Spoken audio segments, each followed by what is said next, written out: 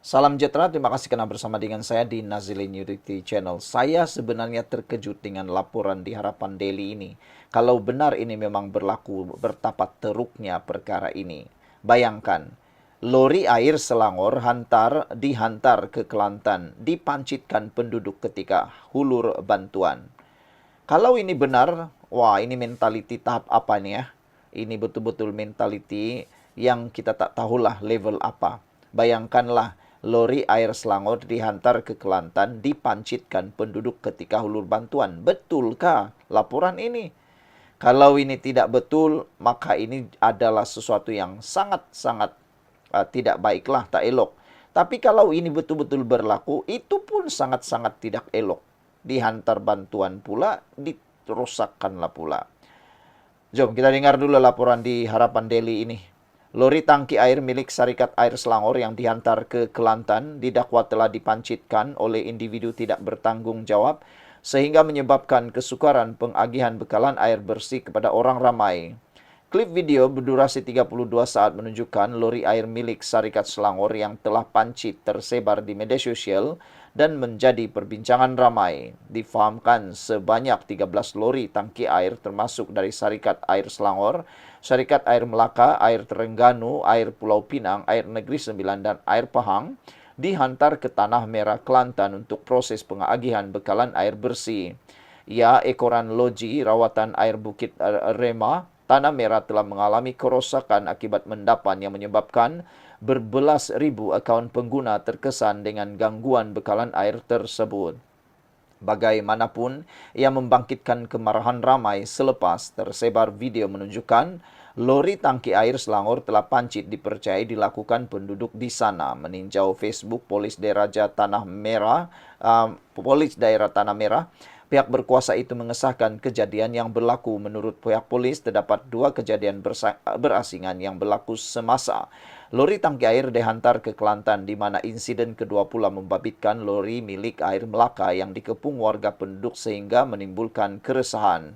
Dua kejadian berasingan berlaku di mana salah sebuah lori tangki air Syarikat Air Selangor dipancitkan tayar oleh individu tidak bertanggung jawab, menyebabkan kesukaran pengagihan bekalan air bersih kepada orang ramai. Selain itu juga terdapat kejadian di mana lori tangki air Syarikat Air Melaka telah dikepung oleh penduduk menyebabkan kegusaran kepada pemandu dan kelindan lori.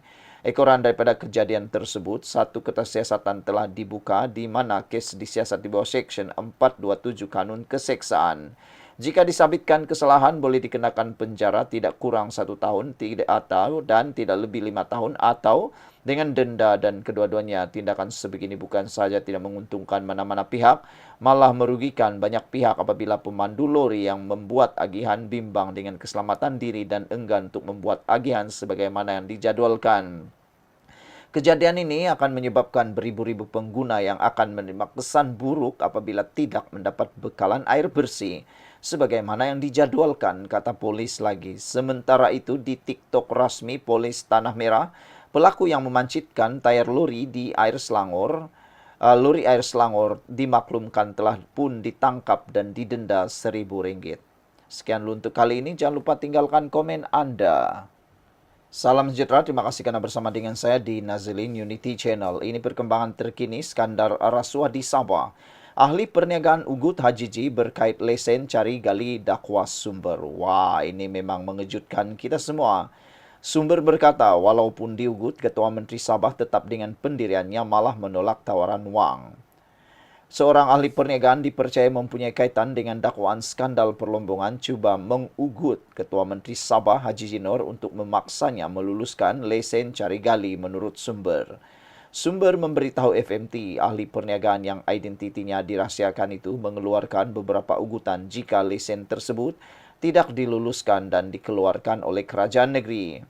Ahli perniagaan itu juga menegaskan agar ugutan itu disampaikan kepada Haji Ji. Beliau berulang kali menyatakan jika lembaga pengarah tidak meluluskan lesen prospek untuk syarikatnya, dia akan mengeluarkan kenyataan media untuk menjatuhkan kerajaan, kata sumber yang enggan namanya disiarkan. Bagaimanapun, jika Haji J meluluskan lesen berkenan, ahli perniagaan tersebut berjanji tidak akan memusnahkan kerajaan. Sebaliknya, akan memberikan sokongan penuh terhadap pentadbiran negeri, dakwa sumber itu. Walaupun diugut, Haji Ji tetap dengan pendiriannya. Beliau juga tidak berganjak walaupun ahli perniagaan itu menawarkan wang, kata sumber.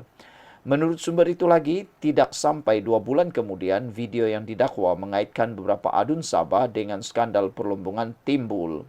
Pada Rabu, pemuda gagasan Rakyat Sabah berkata video berkait kontroversi itu jelas menunjukkan Haji Ji telah memutuskan untuk membatalkan lesen cari gali kerana kewujudan kartel.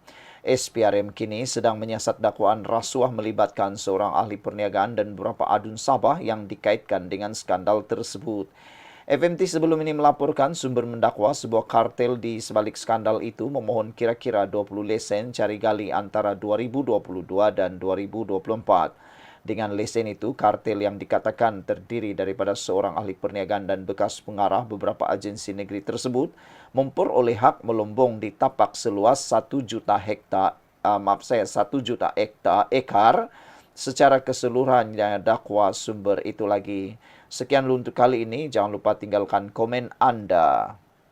Salam sejahtera, terima kasih karena bersama dengan saya di Nazilin Unity Channel. Wow, ini paling luar biasa menarik dan mengejutkan kita. Bekas Timbalan Menteri AMNO akhirnya sertai PKR. Wow, macam mana ini boleh berlaku? Hampir 2 tahun menyepi daripada politik, bekas Timbalan Menteri Komunikasi dan Multimedia Datuk Zahidi Zainul Abidin muncul semula. Kali ini bersama wadah baharu iaitu PKR.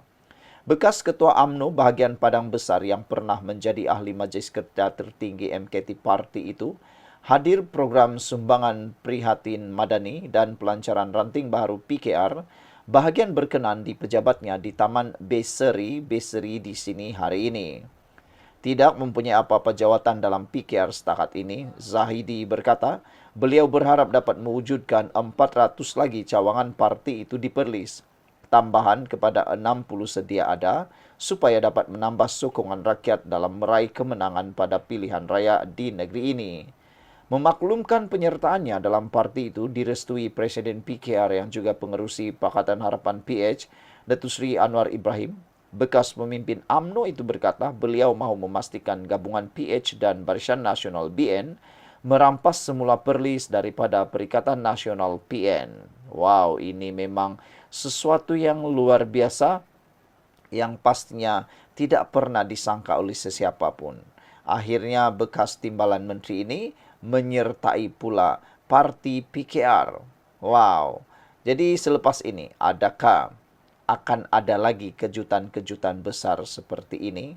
Nah, dan adakah ini juga akan membuatkan satu lagi perkara yang mengejutkan kita semua? Saudara-saudara sekalian, apa yang berlaku memaklumkan penyertanya dalam parti itu direstui oleh parti PKR yang juga pengerusi Pakatan Harapan PH dan ingin memastikan gabungan itu merampas semula Perlis daripada PN. Katanya yang kini penyelaras madani Padang Besar, beliau tidak berasa janggal untuk kembali bekerja sama dengan AMNO, parti yang memecatnya dahulu disebabkan bertanding atas tiket bebas bagi kerusi Parlimen Padang Besar dan Dewan Undangan Negeri Dun Titi Tinggi sebelum ini. Pada pilihan raya umum ke-15, Zahidi digugurkan sebagai calon BN di Parlimen Padang Besar, namun bertanding sebagai calon bebas menyebabkan keahliannya dalam UMNO gugur dan beliau tewas di kedua-dua kursi berkenaan. Hari ini kita memanggil bekas ketua cawangan UMNO, pemimpin masyarakat dan pemimpin badan bukan kerajaan NGO dalam menggerakkan penubuhan ranting PKR terutama di kawasan Padang Besar. Kita menyasarkan penubuhan lebih 400 ranting PKR di seluruh Perlis menjelang PRU di depan, di mana lebih 100 daripadanya di Padang Besar ini memberi gambaran hasrat kita untuk bawa negeri ini kepada kerajaan perpaduan gabungan PH dan BN pada PRU hadapan. Katanya lagi, setakat ini PKR ada sekitar 60 ranting dan kita ingin menambah lagi seiring dengan kewujudan cawangan UMNO di negeri ini. Bekas ahli Parlimen Padang Besar dari tahun 2013 hingga 2022 itu berkata hasrat menambah cawangan PKR di Perlis sudah mendapat restu Anwar serta pemimpin lain di peringkat pusat seperti Naib Presiden Nurul Izzah Anwar. Saya tidak ada jawatan khusus dalam PKR dan segala dilakukan secara sukarela. Tugas untuk menubuhkan ranting PKR sudah diserahkan kepada saya oleh parti untuk berbincang dengan kawan PKR Perlis lain untuk menubuhkan banyak lagi ranting PKR di negeri ini. Kita nak sama dengan UMNO. Jika PKR hanya ada 40 ranting, UMNO pula ada 300 cawangan, bagaimana pembahagian kerusi pilihan raya nanti hendak dibincangkan, katanya. Kalau boleh dalam perbincangan bersama UMNO Perlis kelak, kita hendak usulkan juga agar tiap-tiap kawasan parlimen, yaitu Kangar, Arau dan Padang Besar dapat dilakukan pembahagian kerusi parlimen dan DUN. Jika boleh, setiap parlimen dan juga 15 DUN mempunyai pembahagian 3 wakil PH dan 3 juga wakil UMNO. Kerjasama perpaduan seperti ini akan jadikan PH dan UMNO lebih kuat, dan atas semangat ini juga kita mampu mengambil balik Perlis daripada pilihan raya akan datang, katanya lagi. Sekian untuk kali, jangan lupa tinggalkan komen Anda.